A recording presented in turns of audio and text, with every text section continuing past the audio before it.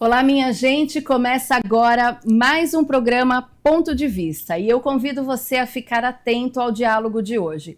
O meu convidado é o psicólogo Lucas Prado e nós vamos falar sobre adultização, um crime denunciado brilhantemente pelo youtuber Felca, ou conhecido também como Felipe Bressani. Lucas, muito obrigada pela sua participação, seja muito bem-vindo. Agradeço a oportunidade de falar sobre esse tema tão importante e relevante nesse momento. Muito obrigado, Carla. E assim, para o público de casa que ainda não entendeu o que é esse termo, né, adultização infantil, como que o senhor explicaria? Adultização infantil é você atribuir às crianças comportamentos, falas, modo de ser e de estar de adultos. Ou seja, antecipar a forma do adulto viver em sociedade, interagir em sociedade para as crianças. Olhando para o vídeo do Felca especificamente, a gente olha muito a questão da erotização da infância, que também é uma forma muito perversa de adultizar as nossas crianças e adolescentes. E aí a gente chegou nesse contexto, acho que muito por conta da internet, Isso. né? Do avanço que a tecnologia trouxe, que assim, a internet é excelente para muitas coisas, só que se não souber usar, periga cair em situações como essa, né? Exatamente. Crianças sendo usadas da pior forma possível, né? Que foi o que nós vimos nesse caso aí que envolveu um também youtuber Ítalo, né? Ítalo Santos. E aí, assim, qual vem a ser a gravidade da adultização na vida dessas crianças? Porque elas estão ali, naquele momento, parece que é tudo muito legal. Sim. Né? Olha, eu tô numa posição de adulto, né? Mas isso futuramente, na consciência dessa criança, que peso isso pode ter? Tem pesos no aspecto cognitivo e também comportamental das crianças. No cognitivo, é a percepção que a criança tem de si mesma, do próprio corpo, do corpo do outro, né? Das interações sociais que ela pode estabelecer com o outro, né? Então, a percepção de mundo dessa criança fica muito prejudicada. Por quê? Se a gente olhar para a psicologia do desenvolvimento, a criança ela interage com o mundo através do lúdico. Né, das brincadeiras, dessas interações um pouco mais, digamos assim, brincantes. Né? Ela consegue interagir com o mundo dessa forma. A partir do momento que ela é adultizada, ela pula essa etapa tão importante do desenvolvimento e ela passa a ter comportamentos também que não dialogam com a capacidade cognitiva que ela tem, de compreensão do mundo, de compreensão de si, de compreensão do outro. Isso fica muito prejudicado. Quando a gente fala de adultização, eu acho que é importante a gente ressaltar o que vem a ser, pontuar melhor, né? Porque, por exemplo, esse caso que foi denunciado pelo Felca é um tipo de adultização, né? Erotização, Exato. Né? Mas a gente tem também casos de crianças fazendo mini palestras, como se fossem coaches. Né? Se posicionando ali, se colocando na posição de um adulto. E isso já foi para além de palestras, tem podcast, né, de crianças que estão ali falando na qualidade de adultos, né? No lugar que deveria ser de um adulto. E muitas vezes isso, doutor, é apoiado pelos pais. Exato. Acho que esse é um ponto também que a gente precisa ressaltar, né? Sim, bastante importante. Porque assim, quando a gente está se referindo aos pais, os pais eles estão em dois lugares distintos. O primeiro deles são os pais que não conhecem sobre a temática, que muitas vezes são ignorantes em relação a isso, que precisam de mais informação, precisam acompanhar os filhos, né? Por isso eu quero deixar um recado para os pais, olhando nos olhos de vocês, que vocês investiguem, que vocês saibam, que vocês conheçam os sites em que os seus filhos estão entrando, com quem eles estão interagindo na internet, porque também é papel dos pais esse aspecto fiscalizatório das redes sociais dos filhos. Esse é um ponto. E tem os pais também que acabam incentivando, Carla, que os filhos façam isso, exatamente por um ganho financeiro secundário.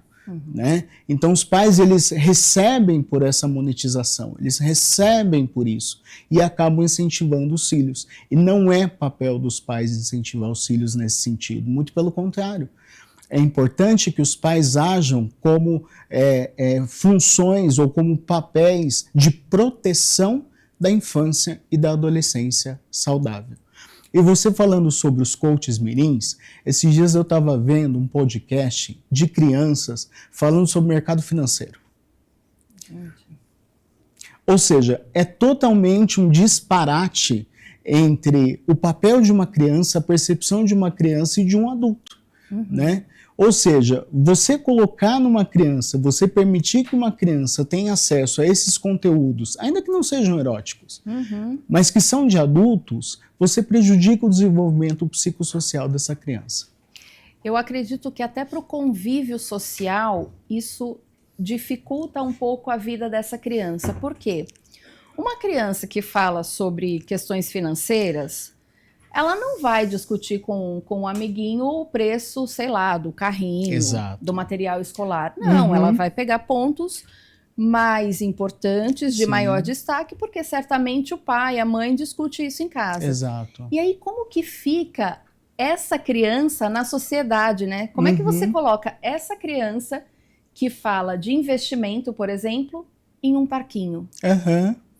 Em um parque de diversões, no recreio ali, né, durante o período escolar, parece que destoa, né? Destoa totalmente.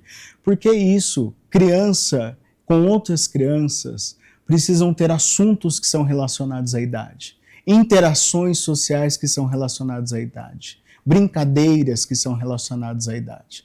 E falar de mercado financeiro não é próprio de uma criança, ainda que não seja ruim. Mas cai naquilo que a gente está conversando, de antecipar algo bom, que pode ser potencialmente bom, mas para uma criança que não está na idade de compreender sobre isso, de falar sobre isso. Então não é adequado. É até curioso, né? Porque assim, na minha época, como que era, né, a nossa interação com o dinheiro? Era aquela história de passava ali por um shopping, uma loja, falava, mãe, compra. A mãe falava, não tenho dinheiro. E a gente se achando muito esperto, a gente falava, dá cheque. Como se fosse resolver todos os problemas do mundo. Mas agora eles estão muito avançados, né? Por que essas crianças têm tido esse avanço? É a tecnologia responsável por isso? É a tecnologia responsável por isso, com certeza. A geração deles é extremamente tecnológica. E não dá para brigar contra a tecnologia. Não dá para brigar, né? A gente orienta os pacientes e pais e tudo, que até 2 anos a criança não tem acesso a nenhum meio social, nenhuma mídia, nada nesse sentido, né? Mas a gente sabe que a partir de uma determinada idade, na adolescência, isso fica praticamente inviável. Porque você proíbe o teu filho, só que ele está na escola e o coleguinha tem, né? Então, o que eu, novamente me dirigindo aos pais e mães, o que eu quero dizer? Não adianta simplesmente querer reprimir esse comportamento da criança e do adolescente, não adianta.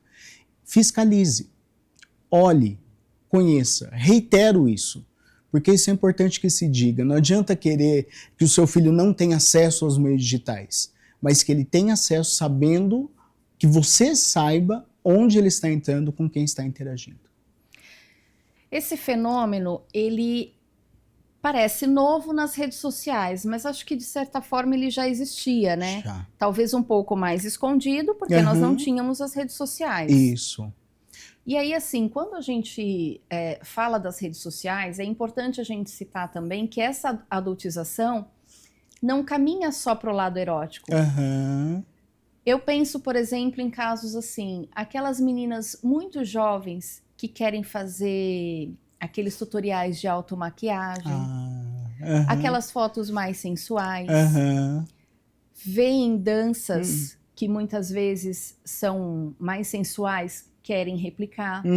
Isso também pode ser um problema, um caminho para a adultização? Total, pode ser um caminho para a adultização.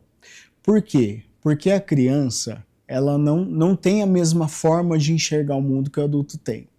E aí, a maquiagem, ela acaba também, de certa forma, adultizando a criança nesse sentido, né? Porque a criança às vezes olha a mãe, olha uma tia, olha uma professora e fala, nossa, eu quero me encher de maquiagem, eu quero ficar bonita, eu quero ficar formosa, eu quero mudar aquilo que de fato eu sou para atingir aquele ideal de beleza, né? Mas é isso, vai ter um momento para isso, né? E talvez essa coisa da maquiagem, ela possa, assim, trazer um aspecto não só de adultização, mas em alguns casos de erotização também, né? Por quê? Porque ela fica mais bonita, mais vistosa. E as pessoas que estão na internet, e alguns pedófilos e pessoas que não têm escrúpulos, acabam se utilizando muitas vezes dessas imagens, entre aspas, bonitas, para ter algum tipo de ganho, né, de interesse, enfim, nesse sentido, né? Então também é bastante perigoso, tem idade para tudo. Roupas também é algo que chama bastante atenção, né? Sim. Porque eu me lembro, por exemplo, quando teve aquele fenômeno, né, do Axé Music, surgiu o El Chan. Uhum. A meninada queria ficar com o shortinho da Carla Pérez, o topinho. Mas às vezes me dá uma impressão que naquela época, eu não sei se a gente não tinha tantos casos ou não tinha informação dos casos que ocorriam. Uhum. E hoje isso tá muito mais, né? Exato. Eu até vi uma criança outro dia questionando, uma criança de 12 anos falando o seguinte, mas assim, na época do El Chan, a criança podia usar a roupinha do El Chan, e hoje a gente não pode dançar o funk, então assim, como é que fica, né? Porque parece que mudou, né? De uma geração para outra as coisas se tornaram mais perigosas e chamam mais atenção. Porque ganhou visibilidade. E ainda bem que ganhou visibilidade.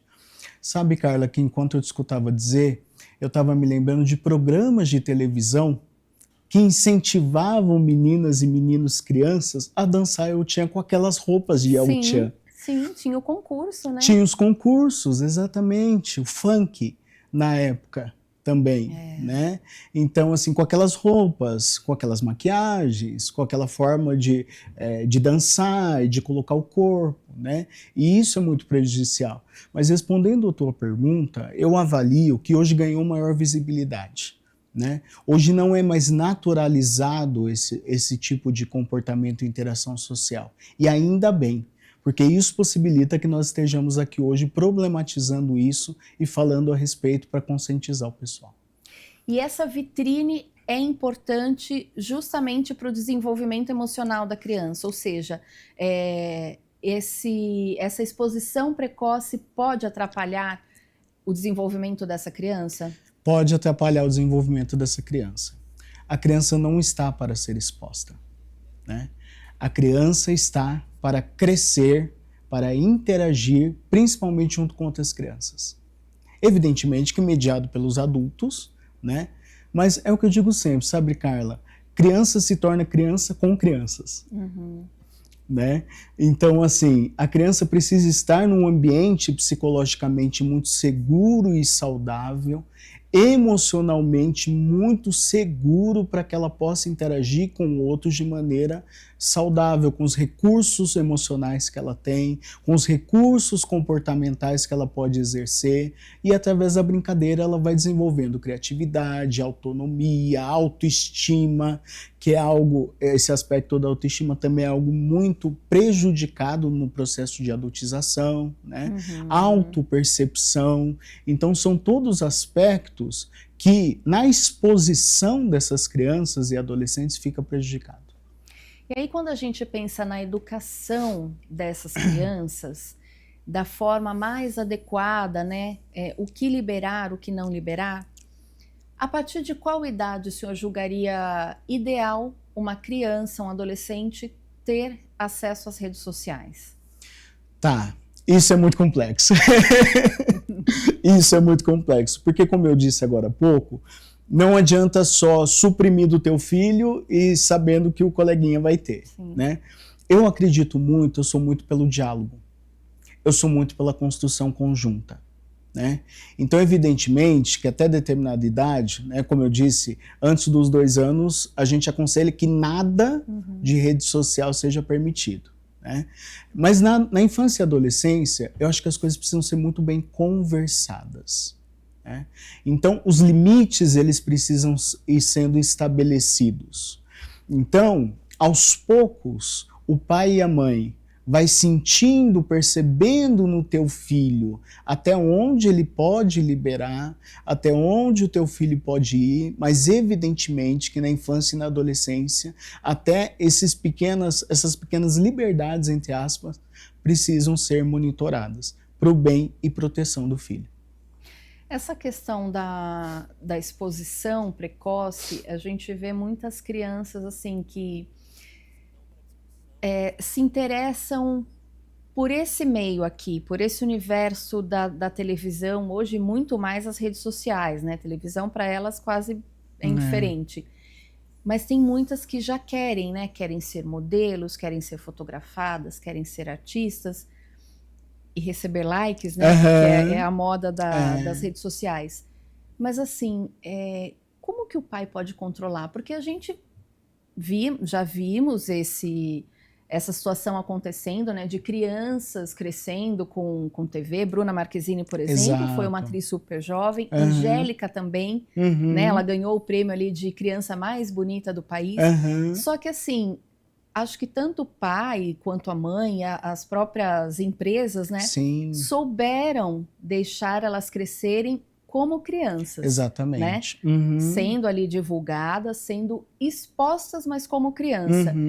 Esse é um ponto também que os pais precisam estar atentos, né? Ainda que eles precisem desse dinheiro, né? Porque muitas vezes, como o senhor disse no início, eles acabam liberando e até investindo, né? Para que essa criança seja um retorno também para a família, né? Exatamente.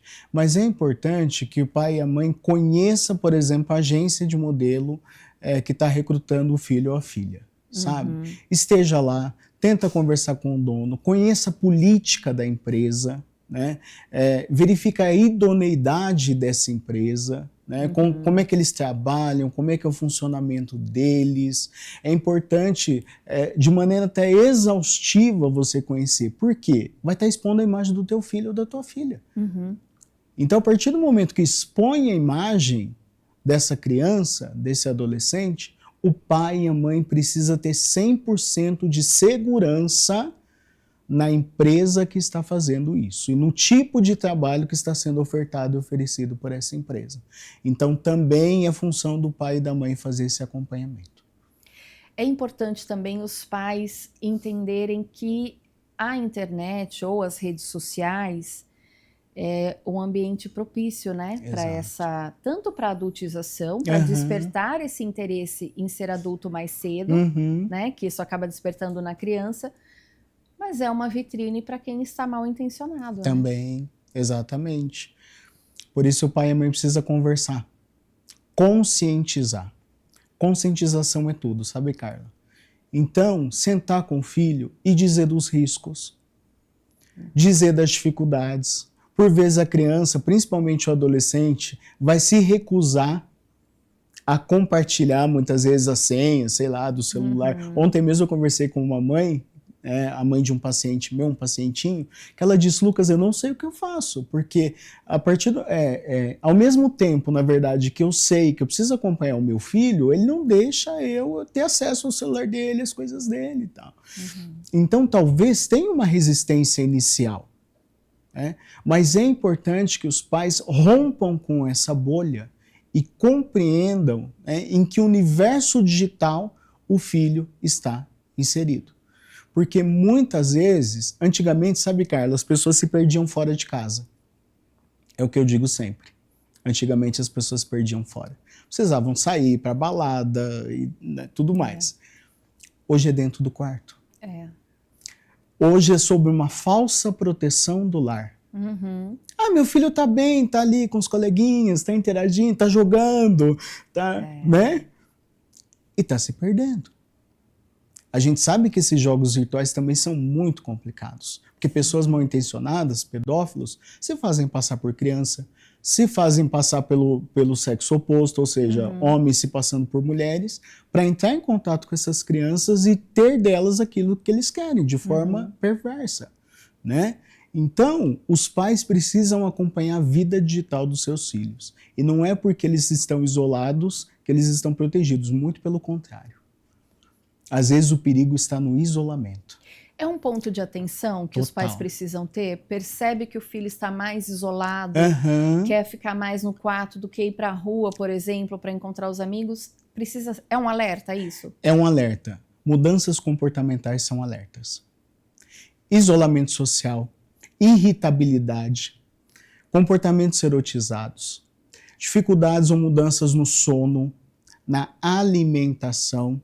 Então, toda mudança comportamental, ela precisa ser olhada e investigada pelos pais. Legal, Lucas. Assim, a gente percebe que os algoritmos, eles recomendam os conteúdos, né? Então, cada vez mais vão recomendar conteúdos parecidos com o que essa criança busca. Isso pode acontecer ou piorar a exposição desses menores? Pode levar ao encontro de um pedófilo, por exemplo? Total.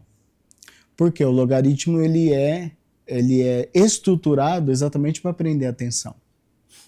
Isso gera um vício.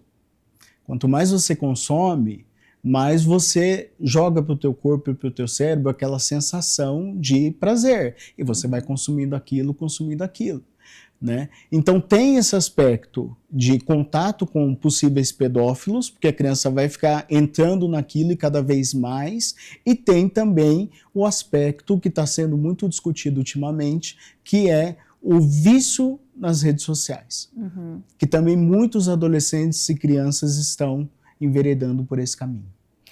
A gente tem um ponto também que é a questão jurídica, né? Sim. É possível responsabilizar judicialmente essas plataformas?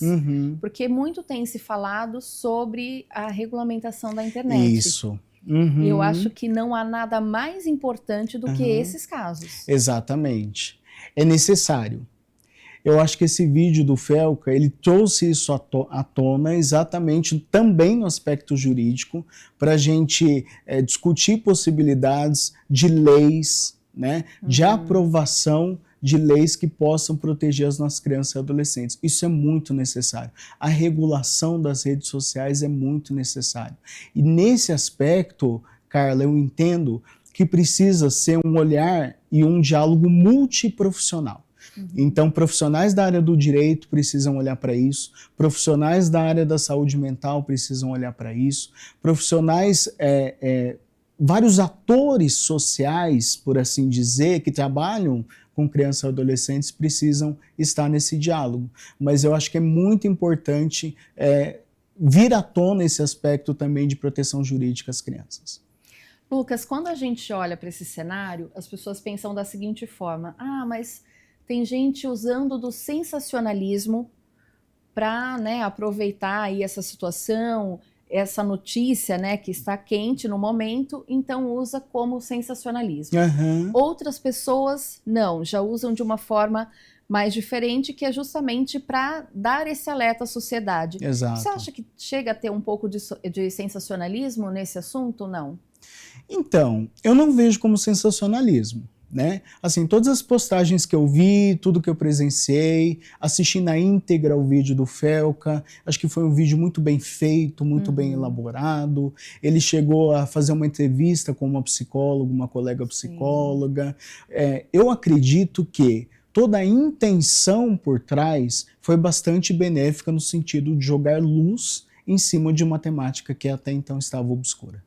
Inclusive, ele mesmo comenta que ele começou cedo, né, ali por volta dos 12 anos, tentou ir para a internet e os pais falaram não, não é este o momento. Exato. Então ele já teve uma experiência em casa, né? Acho que ele percebeu agora, já mais velho, falou, opa, peraí, isso está errado.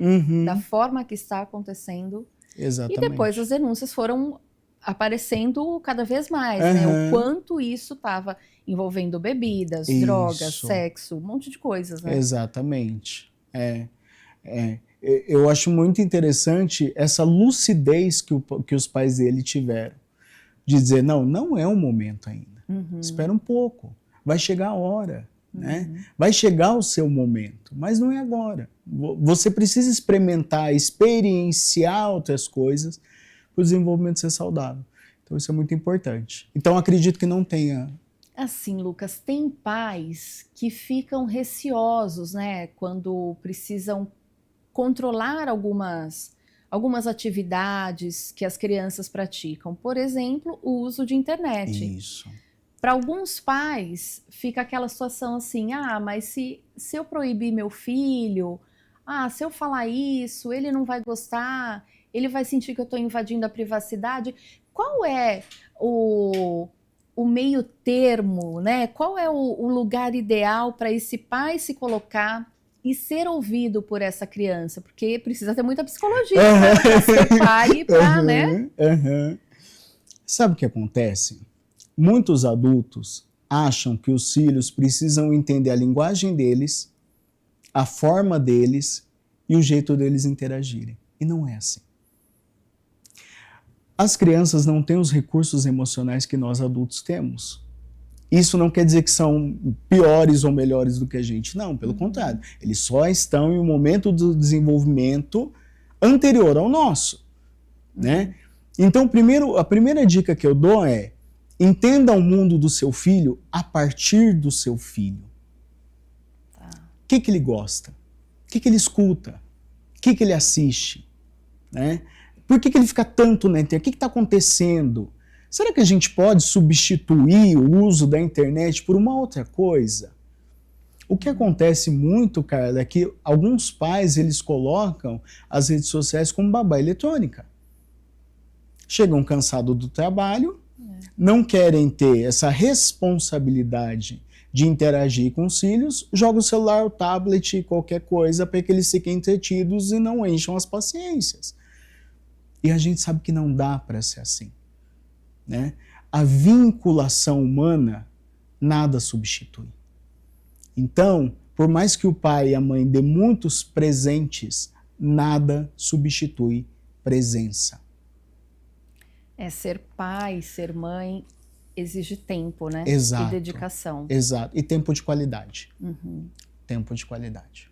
Acho que a sociedade tem refletido isso, né? Porque a gente tem percebido que a maioria desses casos esbarra justamente nesse tipo de criação, que entrega um tablet para a criança, deixa ela ali, que é o momento que ela, né? Sim. Eu vou aqui assistir minha novela, meu jornal, você fica aqui, ó, com o seu tablet. E assim eu tenho um momento de paz. Mas é aí que está o perigo, né? Exatamente, é aí que está o perigo. Por quê? Não tem esse aspecto da relação humana, que é tão fundamental para o desenvolvimento, e também você não sabe 100% o que seu filho está acessando e com quem está interagindo. Mesmo porque nesse momento que ele está interagindo com alguém, essa pessoa pode perceber que essa criança não tem atenção em casa. Exatamente. E é aí que eles aproveitam, né? Se aproveitam da situação, dessa carência, né, da criança, que é um momento frágil. Então, acho que eles falam, opa, aqui eu posso investir porque alguma coisa eu vou conseguir. Exatamente. Porque as crianças e os adolescentes gritam por atenção. Muitas vezes, o comportamento um pouco destoante que o adolescente e a criança está apresentando, na clínica acontece várias vezes. Da gente investigar aquele comportamento e, no fundo, é uma forma de pedir atenção. No fundo, é uma forma de gritar, ei, eu estou aqui.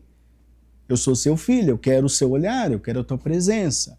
Né? Então, os pais não podem negligenciar uma presença afetuosa e realmente presente na vida dos filhos. E como a sociedade pode controlar ou até fiscalizar essa exposição dessas crianças? Porque a maioria dos adultos hoje tem pelo menos uma rede social, então acaba esbarrando ali com uma ou outra criança. É possível fiscalizar isso? É importante que a sociedade abra os olhos para isso, não só os pais? Toda a sociedade precisa abrir os olhos para isso e denunciar. Né? É importante. Nas redes sociais, algumas delas têm a possibilidade de você denunciar alguns tipos de conteúdos. Então é importante fazer isso. A gente não pode se omitir. Né? A gente não pode se omitir. Porque, como eu disse no início, alguns pais endossam. Então, ainda que os pais endossem, é uma violação de direitos. é uma violação à saúde mental dessas crianças. Então, os demais adultos da sociedade precisam estar na proteção dessas crianças e adolescentes também. Nas escolas, é importante que os professores também tenham essa atenção, converse com os alunos, porque hoje em dia é muito comum o professor falar para o aluno, olha, pegue o celular, visite tal página, vamos falar sobre determinado assunto, porque isso faz parte do dia de hoje, né? Faz parte desse mundo que nós vivemos. Sim. E acho que a escola também pode cooperar nisso, né? Total. A escola é o lugar onde os nossos pequenos ficam a maior parte do tempo. A gente sabe disso, né? Então, assim, ninguém ou nada é melhor para observar mudanças de comportamento, mudanças de humor, mudança de atitude, mudança de rendimento escolar do que a própria escola. Então percebeu que o aluno está apresentando um comportamento diferente, né? Percebeu que o aluno está mais adultizado nas falas, nos comportamentos, nas brincadeiras, é sinal de alerta e precisa ser olhado e precisa ser dialogado com a família, enfim. Trazer também os outros adultos que estão relacionados à vida dessa criança e adolescente para conversar. E quando nos deparamos com casos de pais, mães, né, responsáveis que incentivam essa adultização por uma questão financeira. Porque aí, às vezes, o problema não é só a adultização da criança, né, mas uma irresponsabilidade dos pais, que pode ser por uma questão de necessidade. Então, é um ponto bem delicado, né? Exatamente. Muito delicado. Mas eu orientaria esses pais que procurem outras formas de conseguir o recurso financeiro, né? Que não seja explorando a criança e o adolescente. Até porque a gente tem o ECA, que protege, né, a infância e a adolescência, né? E lugar de criança não é trabalhando, não é se expondo, não é sendo exposto. Isso é uma violação de direito. É bom e é importante que os pais saibam que, ainda que seja por um benefício financeiro, isso é uma forma de crime. É crime fazer isso. Então é importante deixar claro.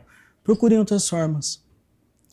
Quais políticas públicas os municípios, ou até mesmo o Estado, poderia propor para frear um pouco esse tipo de exposição, esse movimento que tem acontecido de forma até muito rápida na internet?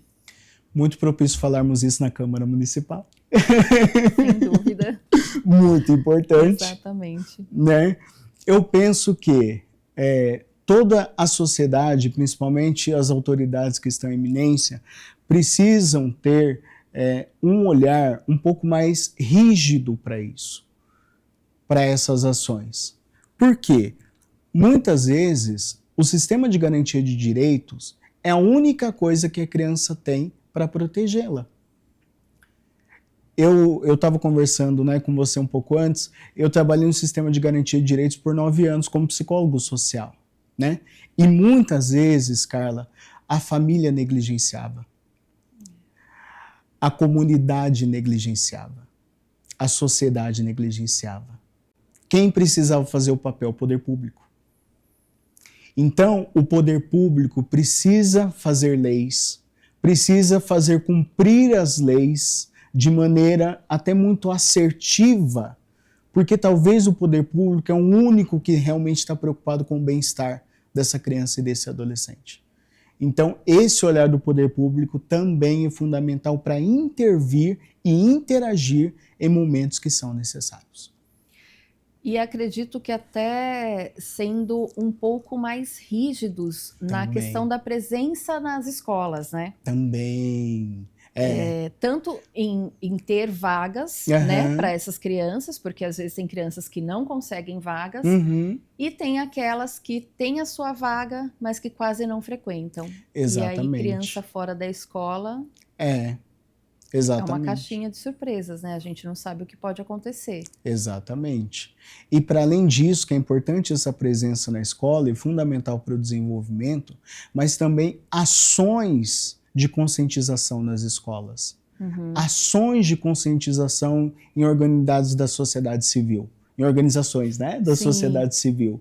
Então é importante também que o poder público possa promover essas ações, conscientizar funcionários, conscientizar pais, conscientizar, de repente, profissionais que trabalhem nessa área, sobre questões comportamentais, sobre questões de proteção, né, dos direitos da infância e da adolescência. Sem dúvida.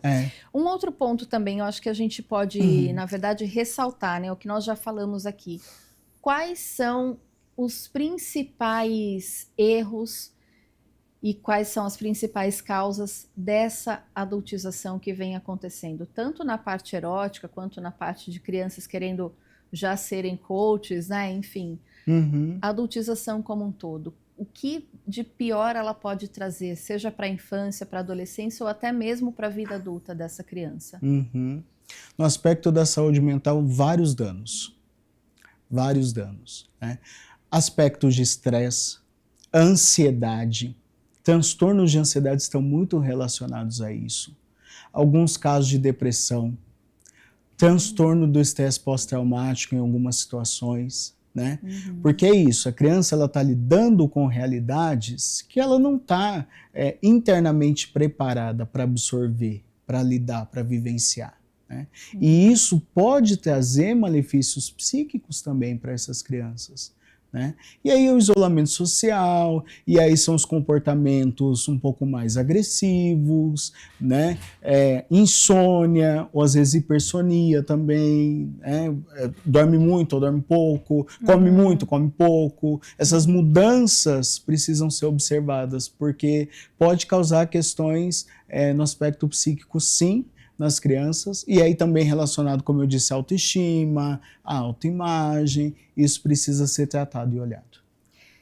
E a gente precisa pensar também nas próximas gerações, né? Isso. Como nós podemos preparar as próximas gerações para que elas não precisem lidar com essas situações tão difíceis? Uso responsável das redes sociais.